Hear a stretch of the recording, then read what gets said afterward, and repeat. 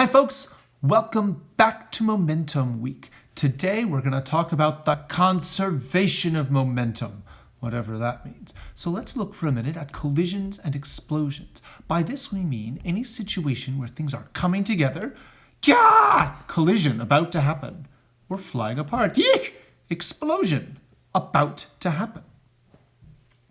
So we used our rocket to illustrate Newton's third law, and it also illustrates conservation of momentum. To accelerate in space, you must eject something the other way, namely the exhaust gases. According to Newton's third law, that means that if you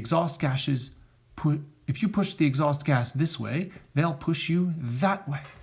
Conservation of momentum says that even if I'm out of exhaust gas, I can get back by throwing something, like one of my tools, in the opposite direction. My initial momentum is zero. But if I throw some mass, giving it a little bit of NV away from me, it's going to give me equal and opposite NV back toward my ship. So we can say that momentum is conserved. Here's another example. Kind of a car cannon.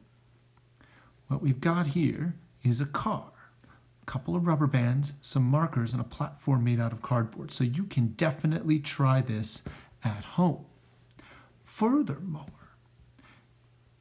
when I launch the car is going to get some NV to the left. But since the initial momentum was zero, the platform needs equal and opposite NV to the right.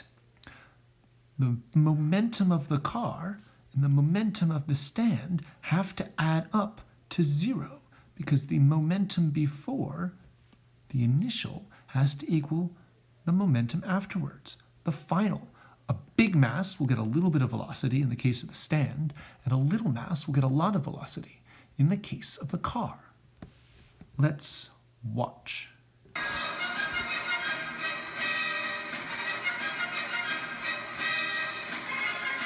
Set, ready for launch? There it goes. So you can see it. All set, the momentum is still zero. And when it launches, the car goes to the left, the stand goes to the right. The total momentum remains zero. Bonus point if you can name that song. Let's look at some more examples.